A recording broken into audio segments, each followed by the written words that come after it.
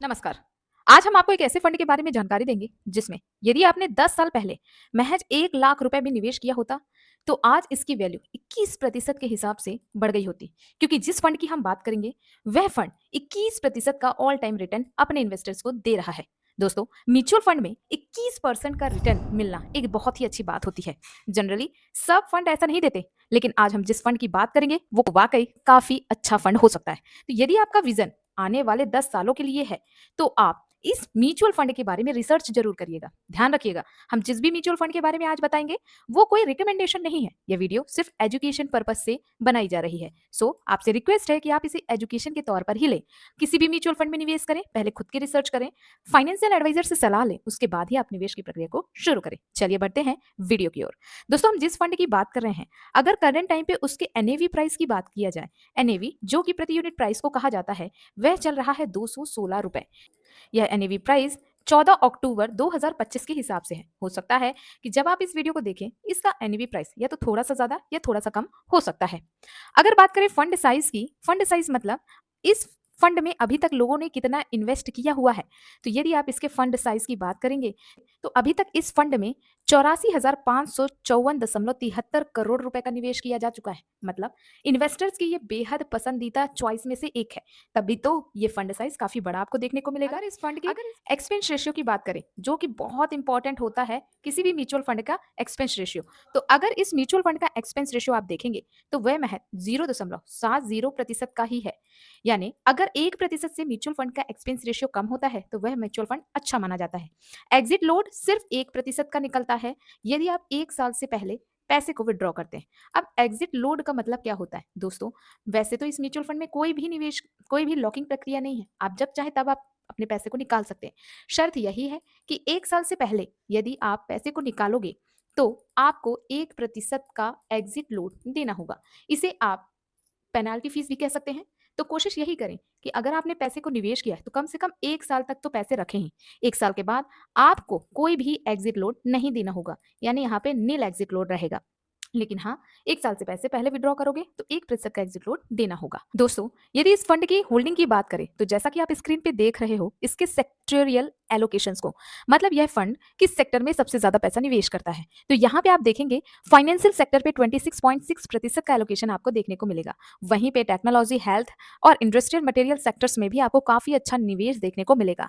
Sector wise निवेश हमें यह बताता है कि किस सेक्टर में इस फंड का सबसे ज्यादा पैसा निवेश किया जाता है। टॉप होल्डिंग्स की, तो टॉप होल्डिंग में सबसे पहले है मैक्स फाइनेंशियल सर्विस, उसके बाद Balkrishna industries, Indian bank, forties health care, AU small finance bank. और इस तरीके से आप इनकी टॉप 5 होल्डिंग्स देख सकते हैं। दोस्तों, इनके पोर्टफोलियो में टोटल 73 कंपनीज की होल्डिंग है।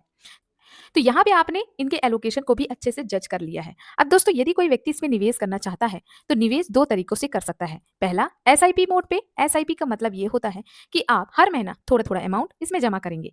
यह अमाउंट मिनिमम 100 रुपए से शुरुआत किया जा सकता है। बाकी इसमें मैक्सिमम की कोई भी लिमिट नहीं है, आपके पास जितना हो उतना आप जमा कर सकते हैं। दूसरा होता है लमसम।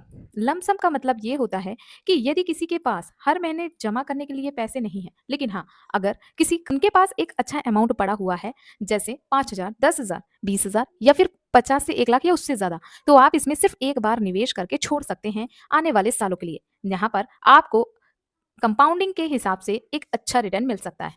दोस्तों, एसआईपी में आपको हर महीना थोड़ा थोड़ा अमाउंट निवेश करना होता है और लमसम में आपको सिर्फ एक ही बार निवेश करना होता है। 100 रुपए से आप कर सकते हैं। जी हाँ दोस्तों, लेकिन ये बात बिल्कुल सही है कि जितना ज्यादा अमाउंट उतना बेहतर रिटर्न। तो अब यहाँ पे हमने बात कर ही दी है रिटर्न की, तो चलिए इसके 1 साल, 3 साल, 5 साल और 10 सालों के रिटर्न की बात करते हैं। एक एक साल में इस फंड ने अपने इन्वेस्टर को 2.64% का ही रिटर्न बनाकर दिया है। वहीं पे 30 साल के रिटर्न पे जाओगे तो यहाँ पे 30% का रिटर्न देखने को मिलेगा। 5 सालों में 32.6% का रिटर्न बनाकर दिया है और ऑल टाइम पे अगर आप जाओगे तो 21.65% का आपको शानदार रिटर्न देखने को मिलेगा। दोस्तों, यदि कोई म्यूचुअल फंड अपने ऑल टाइम पे, मतलब जब से ये फंड लॉन्च हुआ तब से लेके अभी तक, अगर मिनिमम 15% का भी रिटर्न बना के देता है तो वह एक अच्छा फंड माना जाता है। लेकिन हमारे केस में ये है कि हमारे केस में इस फंड ने जब से ये फंड लॉन्च हुआ तब से लेके अभी तक 21% का शानदार रिटर्न बनाकर दिया हुआ है। उस हिसाब से यहाँ पे अगर एक कैलकुलेशन करें तो एक बहुत अच्छा रिटर्न मिल सकता है। तो अब इस फंड की लॉन्चिंग डेट भी देख लें। इस फंड को लॉन्च किया गया था 1 जनवरी, 1 जैन और 2013 को।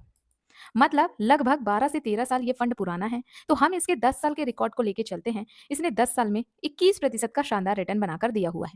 तो अब चलिए एक कैलकुलेशन से समझते हैं। यदि किसी व्यक्ति ने इस फंड में 10 साल पहले सिर्फ 1 लाख रुपए ही लगाकर छोड़ दिए होते और जैसा कि आपने देखा कि यह ऑल टाइम पे 21% का रिटर्न बनाकर दे रहा था, तो 10 साल बाद उसके फंड की वैल्यू हो जाती 6,72,750 रुपए का।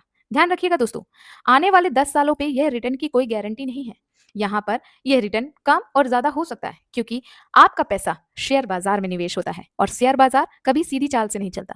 यह आपको 15% भी दिख सकता है आगे चलकर। यह जैसे कि आपने देखा कि 30 से 32% का भी रिटर्न बनाकर दिया है, तो यहाँ पे आपको उस तरीके का भी रिटर्न मिल सकता है।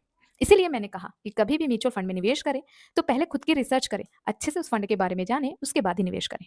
अब यहाँ पे एक एसआईपी कैलकुलेटर के माध्यम से हम एसआईपी भी कैलकुलेट करते हैं। मान लीजिए 10 साल पहले किसी व्यक्ति ने 5,000 रुपए की एसआईपी इस फंड में शुरू करी होती और जैसा कि आपने देखा कि ऑल टाइम पे इस फंड ने 21% का एनुअलाइज रिटर्न बनाकर दिया है, तो 10 साल बाद आपका जो निवेश होता वह महज 6 लाख का होता, लेकिन आपके फंड की वैल्यू बनती 18,17,155 रुपए। दोस्तों, यहाँ पर कंपाउंडिंग पावर काम करती है। यदि आप आने वाले 10 सालों के लिए अपने फंड को निवेश करना चाहते हैं, यह फंड एक अच्छा ऑप्शन हो सकता है। तो चलिए इस फंड का नाम ही बता देती हूँ। इस फंड का नाम है HDFC mid cap fund direct growth plan. HDFC जो कि इंडिया की सेकेंड बड़ी म्यूचुअल फंड कंपनी मानी जाती है, जिसने अभी तक 10 लाख करोड़ तक के फंड को मैनेज किया हुआ है। मिड कैप कैटेगरी का फंड है, मतलब यह फंड उन कंपनीज में पैसा निवेश करता है जो कि अभी तो मिड कैप कैटेगरी में, लेकिन बहुत ज्यादा चांसेस रखती हैं लार्ज कैप कंपनी बनने की। इसलिए यहाँ पे आपको एक स्टेबल और ग्रोथ पोटेंशियल रिटर्न मिलने के चांसेस ज्यादा दिखाई देते हैं। ध्यान रखिएगा, यह एक इक्विटी फंड है, सो वेरी हाई रिस्क की कैटेगरी में भी आता है। तो अपने रिस्क को देखते हुए आप इस फंड के बारे में रिसर्च कर सकते हैं। उम्मीद करती हूँ आज की वीडियो आपके लिए बहुत ही हेल्पफुल रही होगी। अगर वीडियो हेल्पफुल रही हो तो वीडियो को लाइक जरूर करिएगा, शेयर करिएगा अपने दोस्तों के साथ। ऐसी ही इन्फॉर्मेटिव वीडियोस के लिए आप चाहें तो चैनल को सब्सक्राइब कर सकते हैं। साथ में अपना सुझाव हमें कमेंट बॉक्स में जरूर लिख के दें। मिलते हैं अगली वीडियो में। धन्यवाद दोस्तों।